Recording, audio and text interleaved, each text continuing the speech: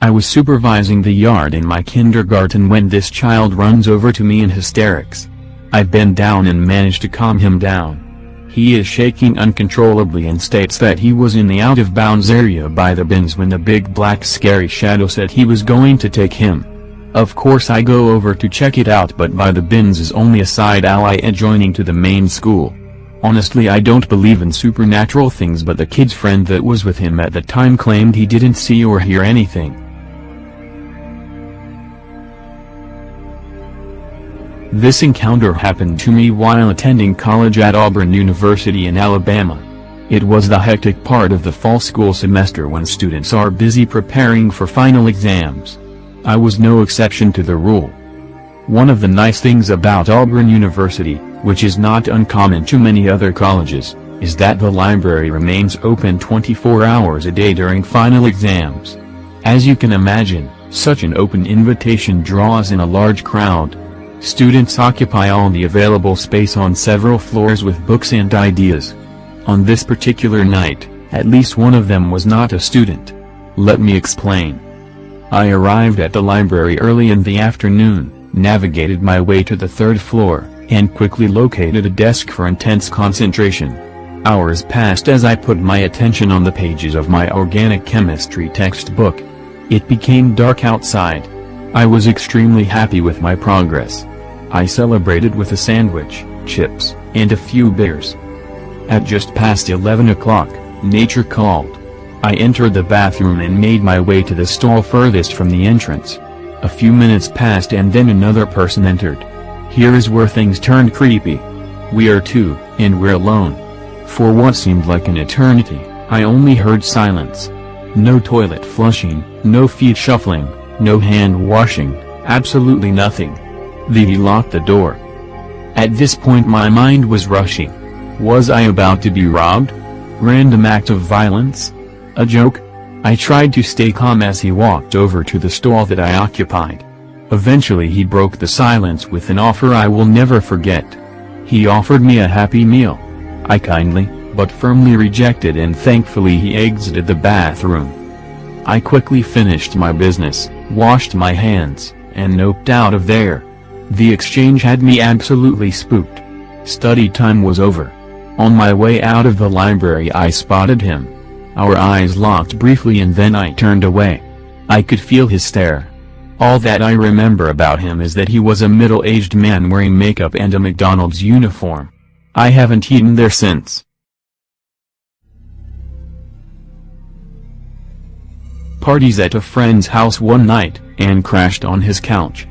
Laying there asleep, I suddenly got this chill and opened my eyes.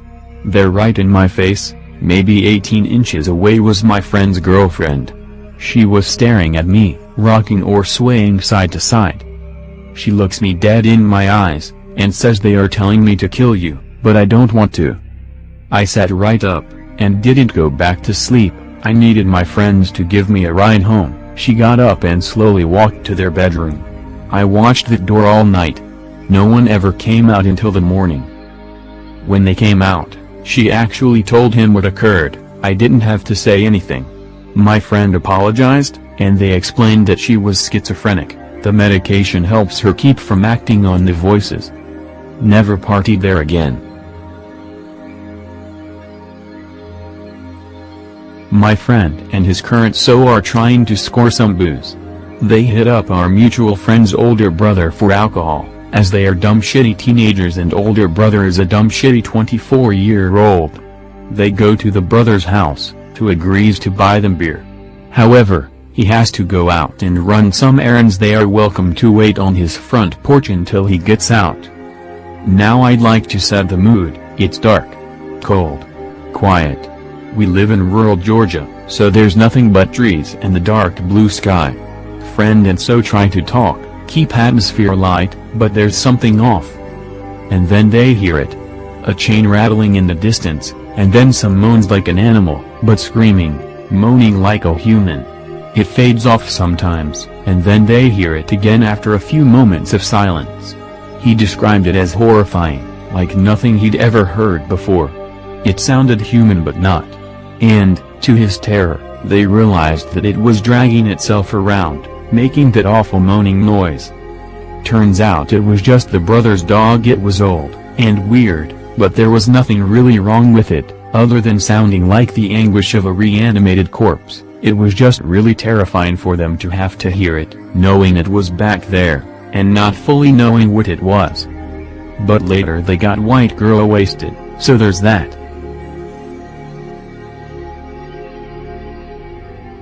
Sometime around 2000 or earlier, my friend had gone camping with his family. He's about 5 at this time. They had gone to this summer camp that his family had been involved with for years, and were allowed to use one of their cabins for the weekend because they were on good terms with the full-time staff. Now, the camp is divided into a few clusters of cabins, all of which were pretty old and creepy and built in the early 1930s. They'd been well maintained but never refurbished, and with just mesh windows and creaky big wooden doors they could give anyone the creeps, especially with the winter wind blowing. My friend's family was staying in one of the cabins close to the building where the camp director worked and slept. On the second day, as it was getting dark, my friend and his older brother, who was a regular counselor there for the past few years, went for a walk which led them down a winding dirt road to another cluster of cabins. They could both tell there was something wrong, but they couldn't place it. My friend several years later told me that it felt like everything looked completely ordinary, but it was like there was just something that completely threw the vibe off. His brother would attribute it to what he noticed next. The furthest cabin from the entrance had all of the windows closed. There were large wooden panels that had to be lifted up and put in the mesh windows. Then he heard a loud thud, and then the lights in the cabin were on. Now, it wasn't uncommon for other cabins to be rented out by hunters in the winter, so he left it alone even though he still had a strange vibe and decided not to investigate further. The next morning during breakfast, he was speaking to the camp director and casually asked him how many other cabins he was planning on renting that hunting season, and mentioned that he had noticed that another cabin was being used back towards the far side of camp. The director had a stunned look on his face and then told him to call the police and that they weren't renting out any of the other cabins that weekend. The police showed up, and after a 2-hour standoff in the middle of the woods ended with a man in custody. For the past 3 weeks there had been a dangerous man hiding out in a summer camp. My friend didn't know it at the time, but was later told by his brother that when they took him out he was starving and unshaved. He had a rifle, a pistol and a shotgun, and 2 duffel bags full of valuables that had been taken during violent break-ins over the past month in the surrounding counties.